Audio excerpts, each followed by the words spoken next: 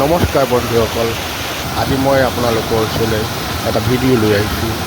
19 July তাৰিখত আমাৰ নাজিৰা অঞ্চলত নাজিৰা নামটিৰ মাজৰ যি ৰেলপথছোৱা সেই বানপানীয়ে উটুৱাই লৈ গ'ল, সেই অংশটো এতিয়া পুনৰ নিৰ্মাণৰ কাম দ্ৰুত গতিত চলাই থকা হৈছে আৰু এই কাম ৰেল প্ৰশাসনৰ উদ্যোগত দ্ৰুত গতিত চলি আছে।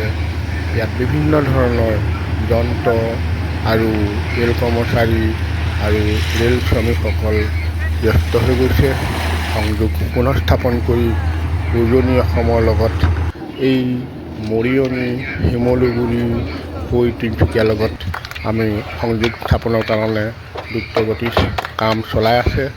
ইতিমধ্যে বহু অংশ কাম পূৰ্ণগতিত আগবাঢ়িছে।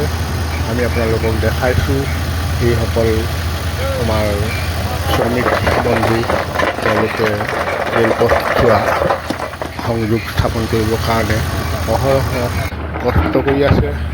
এই ভীষণ গৰমতো তেওঁলোকে যেনে তেনে কৰি বিভিন্ন উপায় অৱলম্বন কৰি তেওঁলোকে সামগ্ৰীবিলাক ৰেলৰ পৰা নমাইছে। এই বিশেষকৈ যোগাযোগ বিচ্ছিন্ন হৈ পোৱাৰ কাৰণে আমাৰ বৰ্তমান সামগ্ৰীসমূহ পৰিবহণ কৰাত বহুত অসুবিধাৰ সন্মুখীন হৈছে।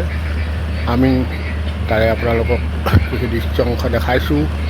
এয়া আপোনালোকক দেখাইছোঁ শ্ৰমিকসকলে ডাঙৰ ডাঙৰ বোল্ডাৰবিলাক JCB লগাই হ'লেও বা শাৰীৰিকভাৱে হ'লেও কেবেলবিলাক ইয়াত আঁতৰ কৰা দেখা গৈছে।